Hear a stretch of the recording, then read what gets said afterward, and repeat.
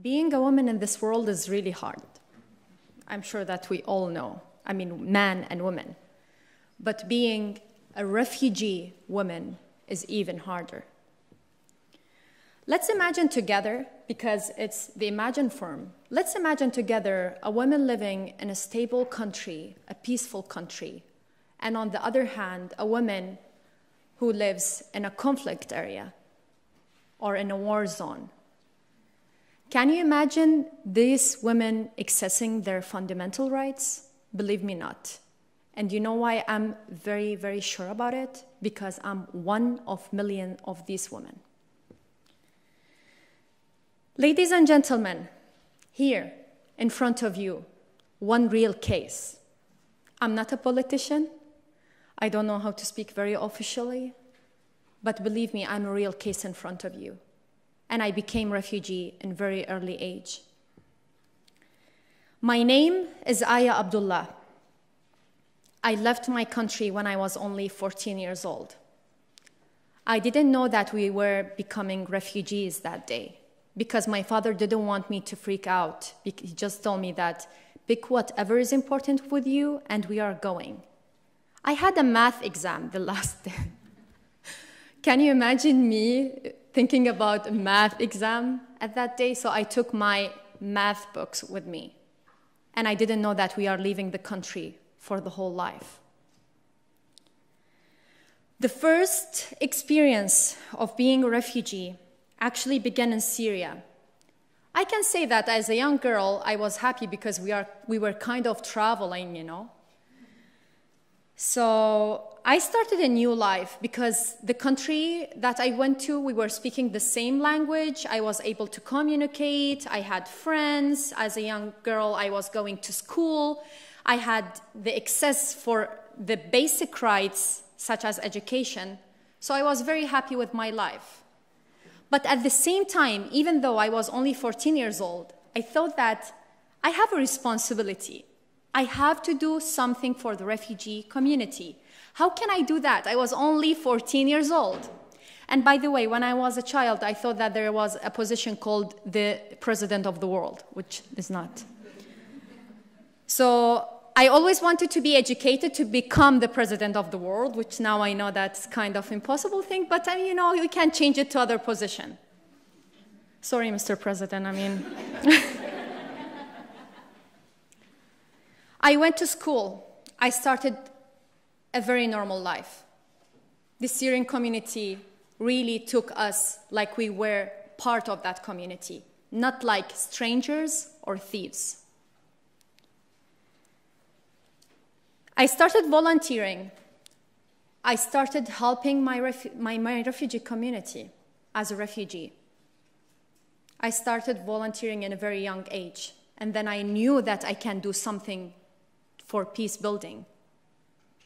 But unfortunately, that was not the happy ever after story for me, because the war came again, and in 2011, we had to flee Syria to Turkey.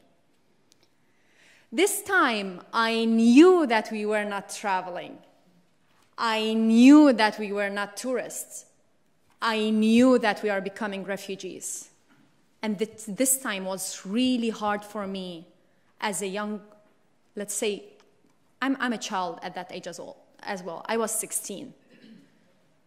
I went to a new country, a new context, new language, a new view. People are seeing us differently. And you know what? That was not good for me. Because at the age of 16, I left my education because I had to work and support my family.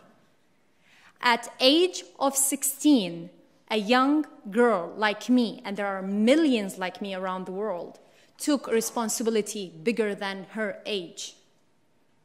I was working from 6 a.m. till 7 p.m., 6 days a week for only $150 a month. But that was the money that I could pay the rent and help my father with. But you know what?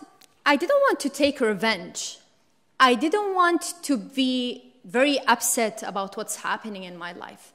And I always believed that I can do better than that and do something to bring peace.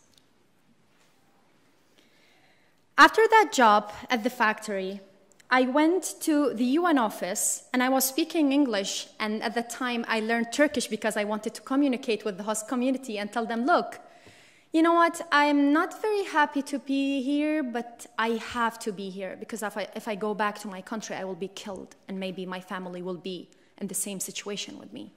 And I really, really learned the language. And I became to a level then when I speak Turkish with the Turkish people, they don't believe I'm a refugee until I show them my ID.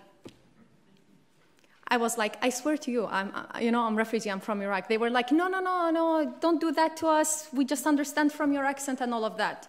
But I was a refugee, and I was proud to be a refugee at that point because I worked with the UN.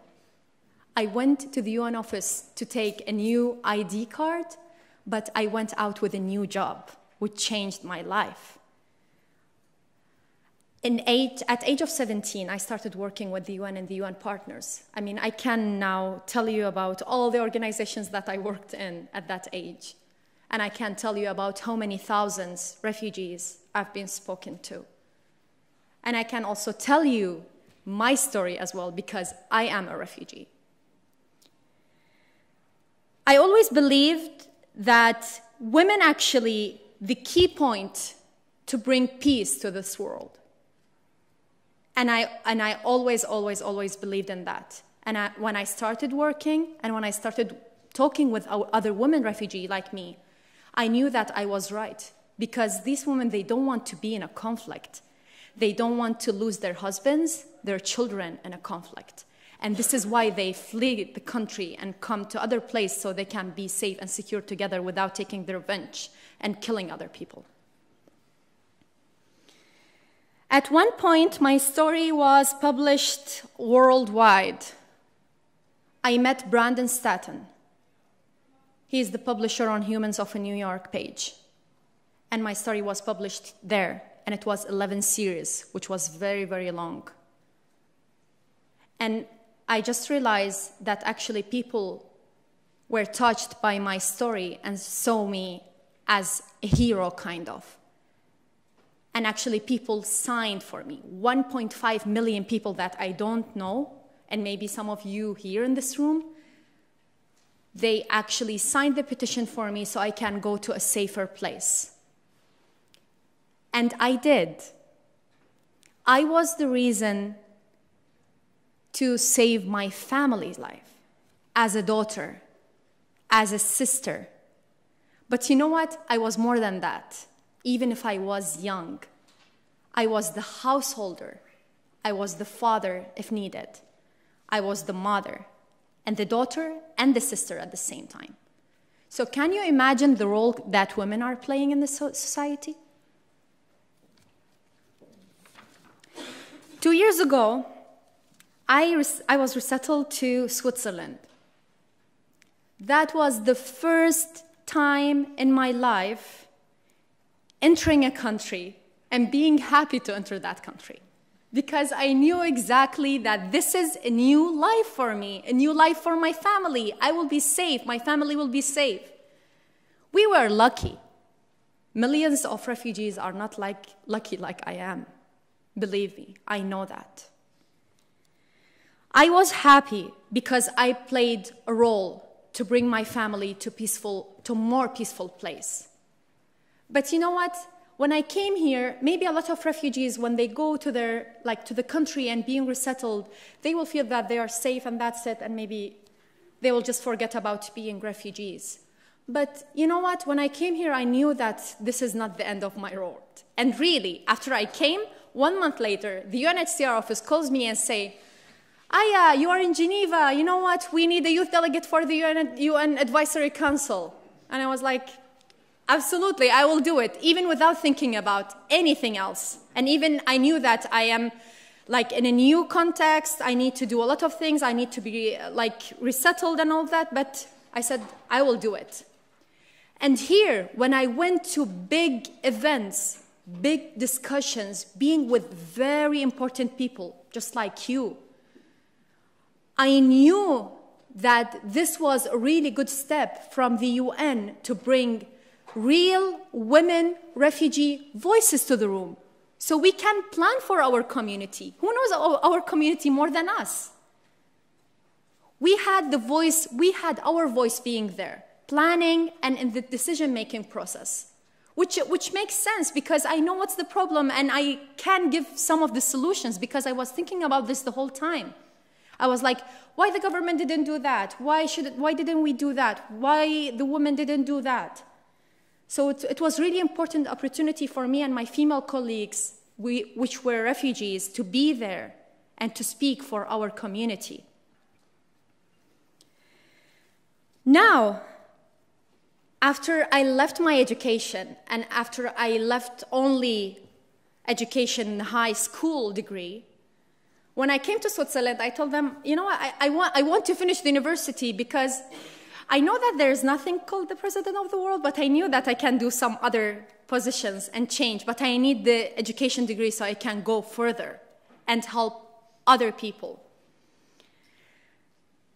And actually, it was very hard to go to the government university, but I was really, really, really happy to get an opportunity at Webster University, Geneva. They gave me a scholarship. They believed in me. When I shared my story and when I told them about my dreams, they were happy and they told me that you can come and you can start. And now I'm a current student in my second year at Webster University. I started the university and they told me that there's something called the Webster Humanitarian Association. So whenever I hear humanitarian word, you find me there. So I was like, yeah, I mean, I'm signing. I started as a member and after 1 year, I'm the president of Webster Humanitarian Association.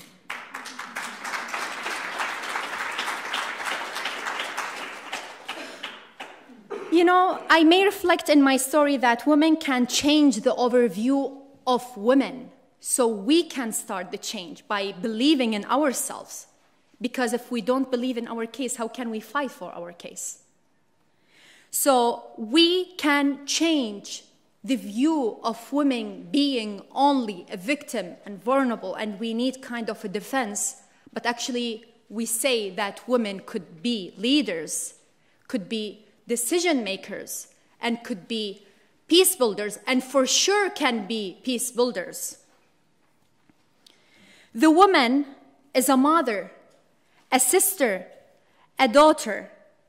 And if women participate more in peace building, we will have a stronger result because women are mothers of next generations. If we allow women to access the rights equally and participate actively, we can ensure a better future for everyone because women are not half of the society. The women are the foundation of society. Thank you very much.